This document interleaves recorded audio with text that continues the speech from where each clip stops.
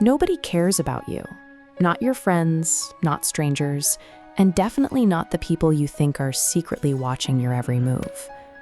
That feels like a cold realization. Your immediate reaction might be to pull back or list the people who do value you. But look closer at that indifference. It functions as a tool for your own liberation. When you accept that you aren't the center of the room, you gain the permission to actually move within it. The quiet anxiety that everyone is evaluating your choices acts as a barrier.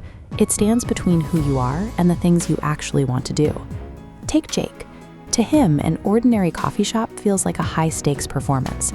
He sits there convinced he is being watched, as if he's under a literal spotlight while the rest of the room sits in the dark.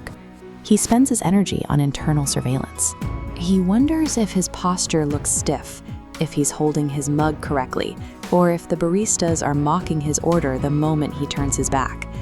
To avoid any potential friction, he stays small.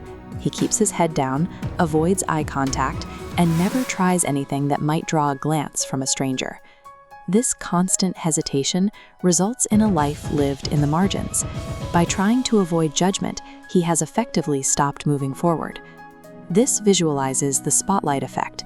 It's the tendency to assume your mistakes and appearance are everyone's primary focus. In reality, people are in their own spotlights, too busy looking at themselves to judge you. When your perception of the world is this skewed, you end up living in a mental prison of your own design. You are defending yourself against a level of scrutiny that simply doesn't exist. This prison is self-constructed. The bars are made of your own ego, the belief that you are the lead actor in every stranger's story. Jake finally found the exit during a crowded afternoon commute.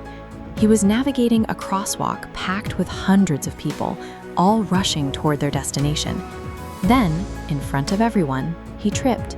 He hit the pavement hard, his belongings scattering across the asphalt. For a second, he didn't move. He waited for the laughter, the pointing, and the collective gasp of 100 witnesses. He was certain his humiliation was the only thing anyone was seeing. But when he looked up, the crowd was just moving. People stepped around him like he was a pothole.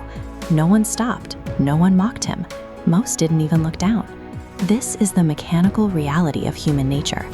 Every person in that street was so wrapped up in their own deadlines and anxieties that Jake's failure didn't even register. He was invisible.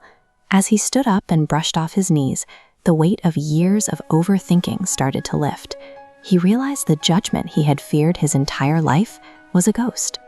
It wasn't there. He didn't change overnight, but he began testing the limits of this invisibility.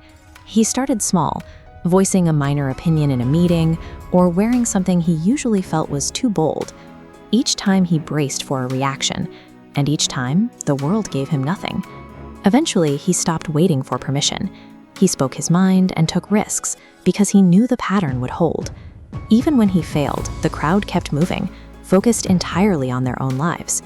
Understanding that people aren't watching provides the space you need to move from surviving your social interactions to actually participating in your life. Think about the choices you've avoided because you were worried about how they would look to people you'll never see again. Those people are far too busy thinking about themselves to judge you. Use that realization. It is your freedom. Stop performing for a crowd that isn't looking. Start acting for your own fulfillment. Claim the space that indifference provides.